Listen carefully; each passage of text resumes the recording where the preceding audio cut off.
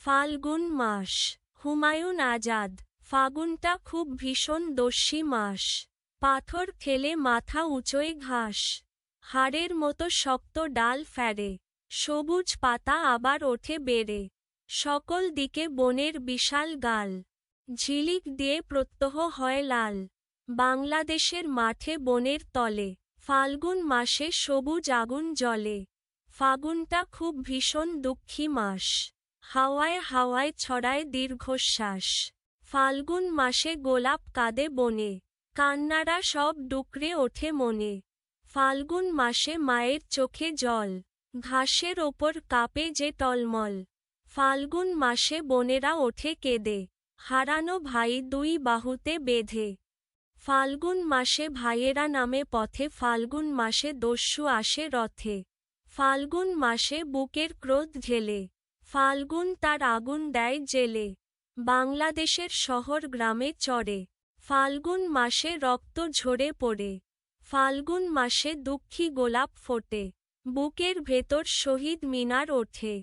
সেই যে কবে কয়েকজন খোকা ফুল ফোটালো রক্ত থোকা থোকা।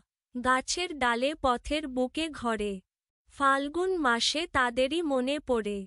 সেই যে কবে ৩০ বছর হলো। ফাল্গুন মাসের দু চোখ ছলছল। বুকের ভেতর ফাল্গুন পোষে ভয়। তার খোকাদের আবার কি যে হয়। শব্দার্থ ও টিকা। ফাল্গুন।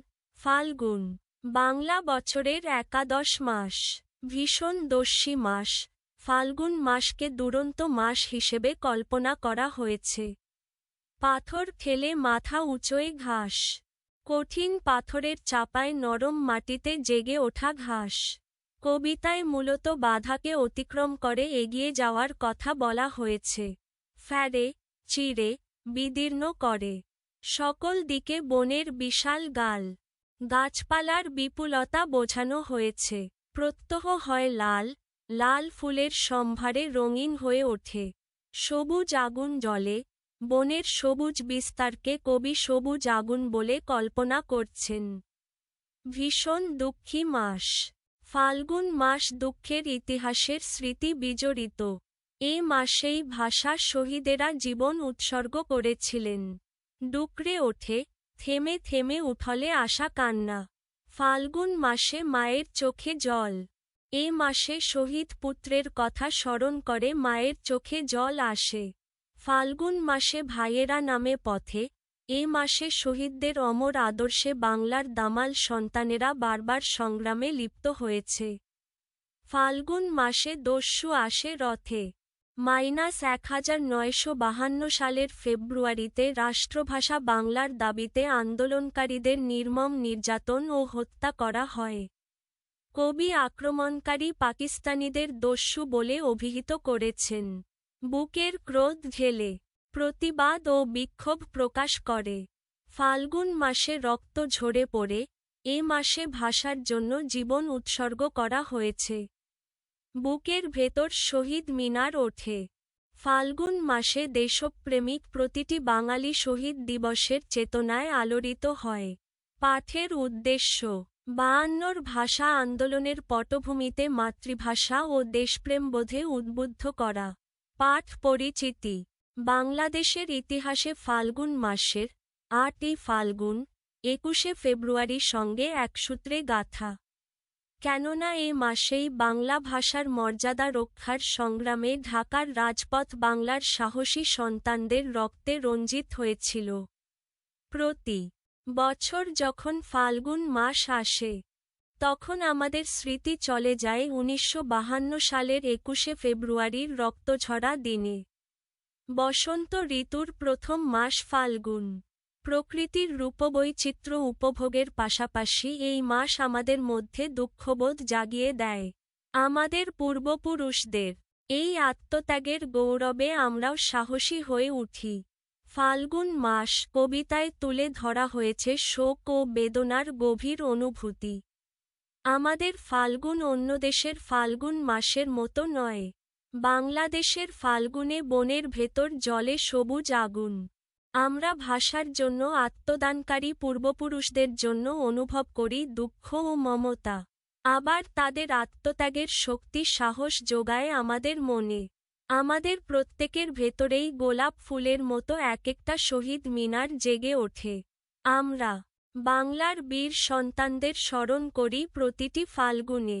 কবি পরিচিতি: হুমায়ুন আজাদ 1947 খ্রিস্টাব্দে তৎকালীন ঢাকা জেলার বিক্রমপুরের, বর্তমান মুন্সিগঞ্জ জেলা, রাড়ীখালে জন্মগ্রহণ করেন।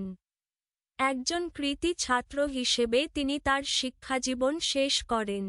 কর্মজীবনে তিনি ঢাকা বিশ্ববিদ্যালয়ের বাংলা বিভাগে অধ্যাপক হিসেবে নিয়োজিত ছিলেন। বাংলা ভাষা ও সাহিত্যের একজন গবেষক হিসেবে তিনি খ্যাতি পেয়েছেন। একাধারে তিনি ছিলেন ভাষাবিজ্ঞানী, কবি, ঔপন্যাসিক ও প্রাবন্ধিক। বাক্যতত্ত্ব তার গবেষণাগ্রন্থ এবং কিশোরদের জন্য তার লেখা দুটি গ্রন্থ লাল নীল দীপাবলি ও কত নদী সরোবর। তিনি 1987 সালে সাহিত্যে বিশেষ অবদানের জন্য বাংলা একাডেমি পুরস্কার লাভ করেন। হুমায়ুন আজাদ 2004 সালে জার্মানির মিউনিখ শহরে মৃত্যুবরণ করেন। কর্ম অনুশীলন: ফাল্গুন মাস কবিতাটি ভালোভাবে পড়। কবিতাটিতে ফাল্গুন মাসে প্রকৃতির কিছু বৈশিষ্ট্যের কথা বলা হয়েছে। এর সঙ্গে আছে কিছু ঘটনার ইশারা। কবিতাটি পড়ে নিচের দুটি ছকে সে দুটি দিক লেখো।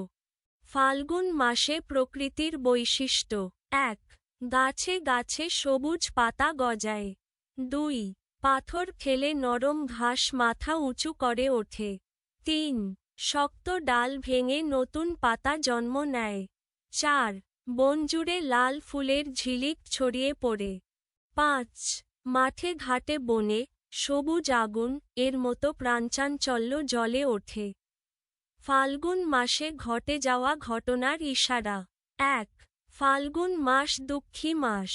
2. ভাষা শহীদদের স্মরণে মানুষের মনে কান্না ও দীর্ঘশ্বাস জাগে। 3. মায়েরা হারানো সন্তানের শোকে চোখের জল ফেলে। 4.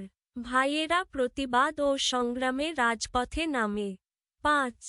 ভাষার দাবিতে রক্ত ঝরে, বুকের ভেতর শহীদ মিনারের চেতনা জেগে ওঠে। নমুনা প্রশ্ন: বহুনির্বাচনী প্রশ্ন। সঠিক উত্তর: 1. ফাল্গুন মাসে কাদের শ্রদ্ধার সঙ্গে স্মরণ করা হয়? খ. ভাষা শহীদদের। 2. ফাল্গুন মাসে রক্ত ঝরে পড়ে বলতে কি বোঝানো হয়েছে? গ. ভাষা আন্দোলনে আত্মত্যাগ। 3. ফাল্গুন মাসে তাদেরই মনে পড়ে, এখানে তাদের বলতে কাদের বোঝানো হয়েছে? আই. ভাষা সৈনিকদেরই, মুক্তিযুদ্ধের শহীদদেরই, ভাষা শহীদদের। খ. আই ও ই।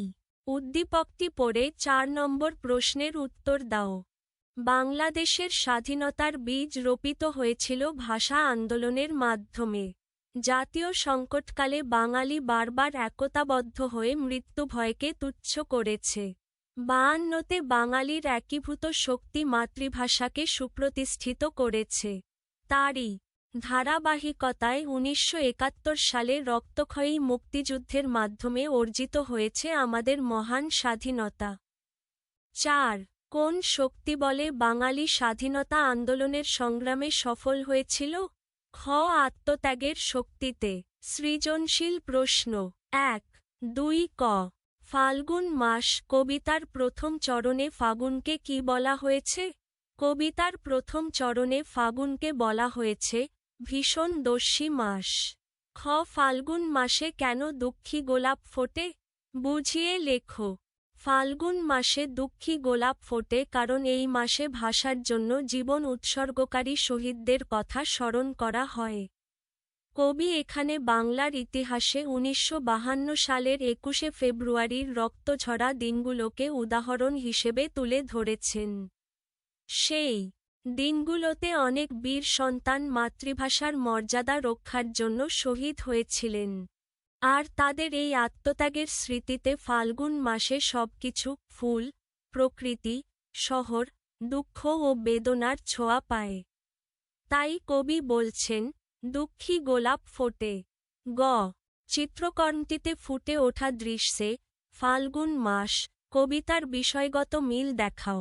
চিত্রকর্মটিতে শিক্ষার্থীরা বাংলার লিপি ও বই হাতে ধরে আন্দোলনে অংশ নিচ্ছে, যা ফাল্গুন মাস কবিতার মতো ভাষা আন্দোলনের স্মৃতি ও শহীদদের আত্মত্যাগের চেতনা ফুটিয়ে তোলে। ঘ চিত্রকর্মটি ফাল্গুন মাস কবিতার ভাবকে ধারণ করেছে, এ বক্তব্যের যথার্থতা বিশ্লেষণ করো। চিত্রকর্মে শিশু ও তরুণদের উদ্যমী চেহারা, বই ও বাংলার লিপি ধরে প্রতিবাদ ও সংগ্রামের দৃশ্য ফুটেছে। এটি ফাল্গুন মাস কবিতার মতো ভাষার জন্য শহীদদের আত্মত্যাগ, প্রতিবাদ ও দেশপ্রেমের ভাবকে স্পষ্টভাবে প্রকাশ করছে। তাই বলা যায়, চিত্রকর্মটি কবিতার ভাবকে যথার্থভাবে ধারণ করেছে।